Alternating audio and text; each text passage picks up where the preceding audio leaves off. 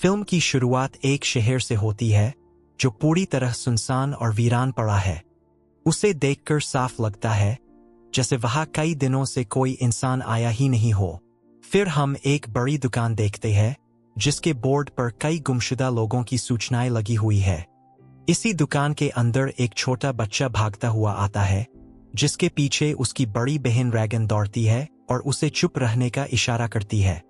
दुकान के दूसरे हिस्से में उसकी माँ एवलिन बहुत संभलकर दवाइयाँ उठाती है और उन्हें अपने बीमार बेटे मार्कस को खिलाती है। वहीं वह बच्चा चौक से फर्श पर एक विमान बनाता है। फिर वह हाथों से इशारा कर रैगन को दिखाता है कि विमान कैसे उड़ता है। इसके बाद वह खिलौनों वाली अलमारी के पास जाता है जहां कई खिलौने रखे होते हैं। ऊपर एक विमान भी रखा होता है जिसे वह उतारने की कोशिश करता है। वह विमान गिर जाता है लेकिन रैगन उसे जमीन पर गिरने से पहले ही पकड़ लेती है। तभी उसके पिता ली वहां आ जाते हैं। रैगन तुरंत विमान नीचे रख देती है और ली के पास चली जाती है। ली उसे एक ऐसा उपकरण दिखाते हैं जिससे वे अलग अलग औजारों और रेडियो संकेतों को जोड़ सकते हैं। उसके बाद रैगन एवलिन और मार्कस को बुलाती है और ली की ओर इशारा करती है कि अब घर चलना चाहिए क्योंकि थोड़ी देर में अंधेरा होने वाला था। तभी वह छोटा बच्चा बो वही खिलौना विमान लेकर आ जाता है। उसे चलते देखकर सब डर जाते हैं। ली बो को समझाते हैं और विमान का बैटरी निकालकर अलग कर देते हैं। फिर वे सबको घर चलने का संकेत देते हैं। लेकिन रैगन बो को चुपके से कहती है बैटरी के बिना विमान से खेल सकता है और उसे खिलौना वापस दे देती है। दुकान से निकलकर सब घर की ओर चल पड़ते हैं। लेकिन वो बाहर निकलते हुए वह बैटरी भी उठा लेता है। अब सब शहर से होते हुए जंगल की ओर जा रहे हैं। रास्तों पर उन्होंने रेत बिछाई हुई है ताकि उनके कदमों की आवाज न हो क्योंकि शोर से ही खतरा आता है। आगे चलकर वे जंगल के बीच एक पुल पर पहुंचते हैं। बो सबके पीछे चल रहा होता है। अचानक वह रुकता है, बैटरी लगाता है और विमान चालू कर देता है। खिलौना जोर जोर से आवाज करने लगता है। आवाज सुनते ही ली, एवलिन और मार्कस घबरा जाते हैं। तभी हमें पता चलता है कि रैगन बहरी है, वह आवाज नहीं सुन सकती।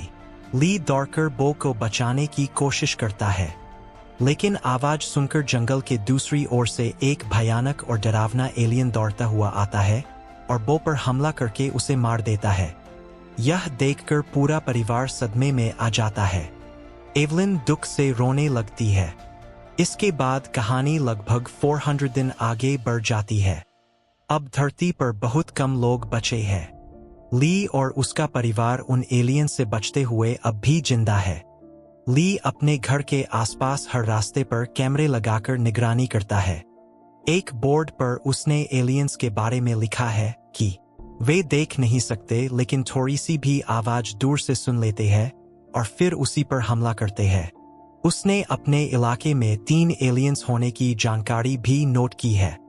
वह रेडियो सिग्नल्स की मदद से दूसरे लोगों से संपर्क करने की कोशिश करता है लेकिन कोई उत्तर नहीं मिलता। इधर हमें पता चलता है कि एवलिन गर्भवती है।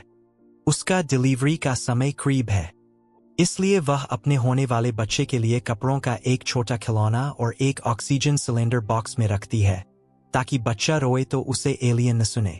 शाम को ली एक ऊंचे टावर पर चढ़कर आग जलाता है। दूर जंगल में कई और जगह आग जलती हुई नजर आती है।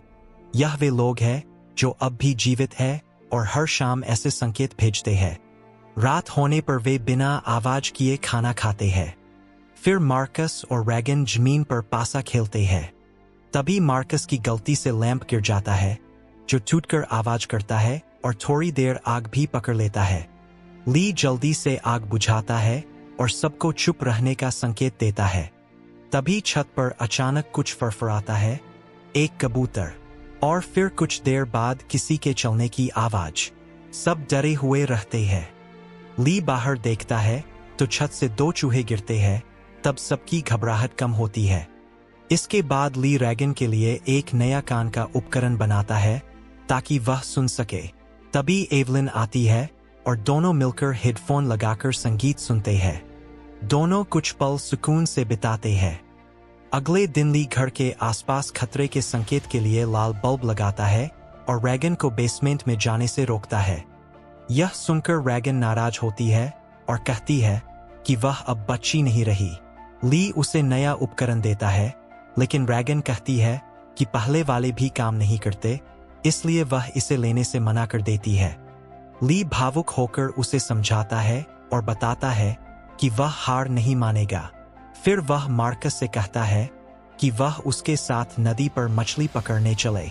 मार्कस डर जाता है और मना करता है, लेकिन एवलिन उसे समझाती है कि उसके पिता उसे कुछ नहीं होने देंगे। मार्कस मान जाता है, लेकिन रैगन भी साथ चलने की जिद करती है। ली उसे मना कर देता है और कहता है कि वह घर पर रहे। रैगन दुखी होकर अपने कमरे में चली जाती है।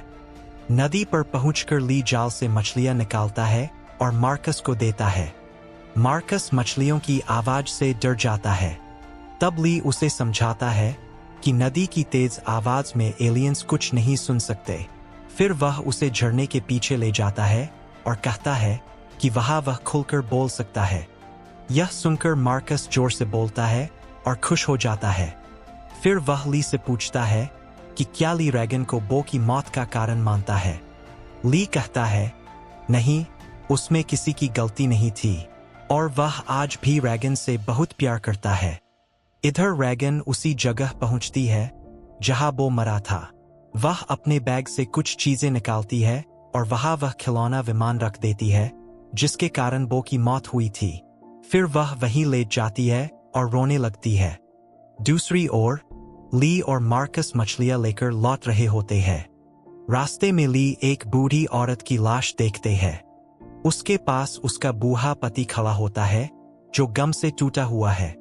ली उसे चुप रहने का इशारा करता है, लेकिन अचानक वह बूढ़ा आदमी जोर से चीखने लगता है। ली मार्कस को उठाकर पेड़ के पीछे ले जाता है। तभी जंगल से तेजी से एक एलियन दौड़कर आता है और उस बूढ़े आदमी को मार देता है। दूसरी ओर एवलिन का प्रसव होने वाला होता है, इसलिए वह जल्दी से बेसमेंट में जाती है, लेकिन नीचे उतरते समय सीढ़ी पर पड़ा एक कील उसके पैर में धंस जाता है। दर्द की वजह से उसके हाथ से बो की यादों वाला फोटो एल्बम गिरकर टूट जाता है, जिससे आवाज होती है। आवाज सुनकर एवलिन किसी तरह खुद को संभालते हुए नीचे पहुंचती है और खतरे का संकेत देने के लिए लाल लाइट्स जला देती है। लेकिन तभी उसे बेसमेंट में एक एलियन दिखाई देता है। इसे देखकर वह बेहद डर जाती है और तुरंत छुप जाती है। उधर ली दूर से घर के बाहर जलती लाल बत्तियां देखता है और समझ जाता है कि एवलिन मुसीबत में है। वह तेजी से घर की ओर दौड़ता है। घर के पास पहुंचते ही वह एलियंस को आसपास घूमते देख लेता है। वह मार्कस को एक टॉर्च देता है और संकेत करता है कि वह जाकर पटाखे और रॉकेट जलाए। शोर सुनकर एलियन दूसरी दिशा में जाएगा, जिससे वह एवलिन की मदद कर सकेगा। मार्कस डरते हुए भी दौड़कर पटाखे जलाता है। तेज आवाजों के बीच एवलिन अपने बच्चे को जन्म देती है। उधर ली बंदूक लेकर घर में प्रवेश करता है। फर्श पर फैले खून को देखकर उसका दिल बैठ जाता है, लेकिन तभी पीछे से एवलिन उसे आवाज देती है। उसे सुरक्षित देखकर ली उसे गले लगा लेता है। फिर वह एवलिन और बच्चे को लेकर नीचे वाले कमरे में जाता है और उसे आराम करने को कहता है।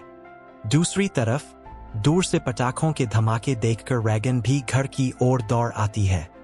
अब जब सारे पटाखे खत्म हो जाते हैं, मार्कस डर जाता है।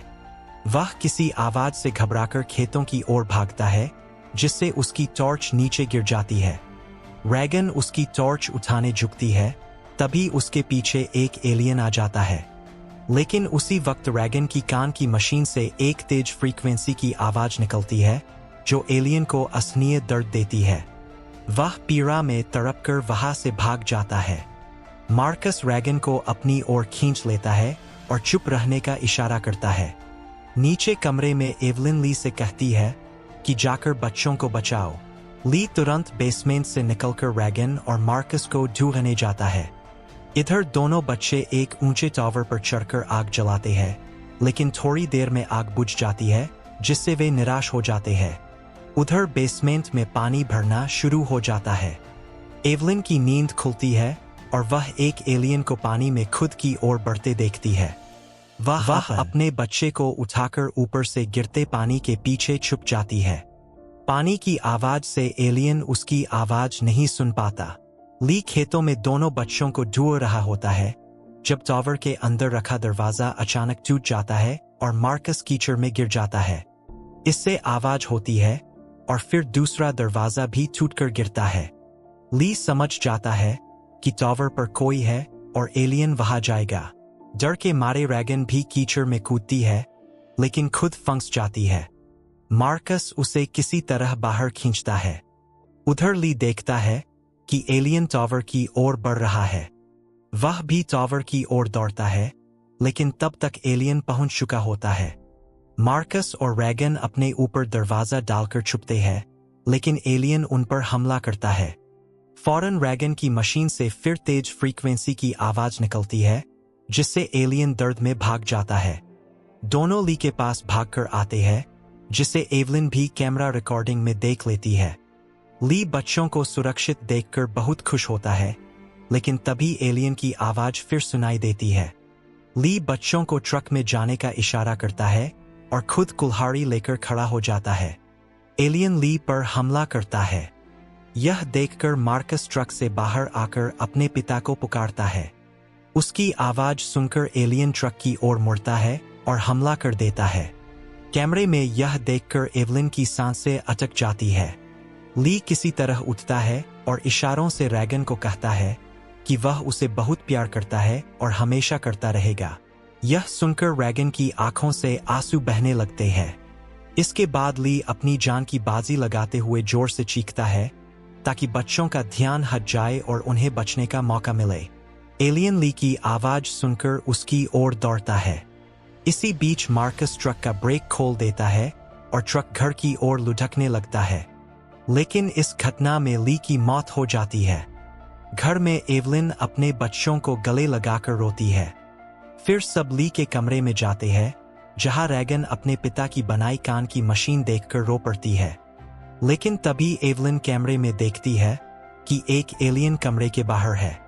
सब डर जाते हैं जैसे आज उनका आखिरी दिन हो। एवलिन बंदूक उठाती है। एलियन कमरे में प्रवेश करता है और आवाज सुनने की कोशिश करता है। तभी रैगन की मशीन से निकलने वाली फ्रीक्वेंसी एलियन को बुरी तरह परेशान करने लगती है। रैगन दीवार पर लगे बोर्ड को देखती है जिस पर ली ने लिखा था कि वह एलियंस की कमजोरी पता करने की कोशिश कर रहा है। वह समझ जाती है कि उसकी मशीन की फ्रीक्वेंसी ही वह कमजोरी है। रैगन मशीन की फ्रीक्वेंसी बढ़ा देती है। एलियन दर्द से पागल हो जाता है और उसके चिल्लाने से बच्चा रोने लगता है। एलियन रोने की आवाज सुनकर उसकी ओर झपटता है लेकिन रैगन और फ्रीक्वेंसी बढ़ा देती है। एलियन जमीन पर गिरकर तड़पने लगता है। अंत में एवलिन बंदूक चलाती है और एलियन को मार देती है। लेकिन कैमरे की रिकॉर्डिंग में वे देखते हैं कि गोली की आवाज सुनकर दो और एलियन उनकी ओर आ रहे हैं। अब मां बेटी हिम्मत दिखाती है। रैगन मशीन की फ्रीक्वेंसी को और तेज करती है और एवलिन गोली चलाने के लिए बंदूक लोड करती है ताकि अपने परिवार की रक्षा कर सके।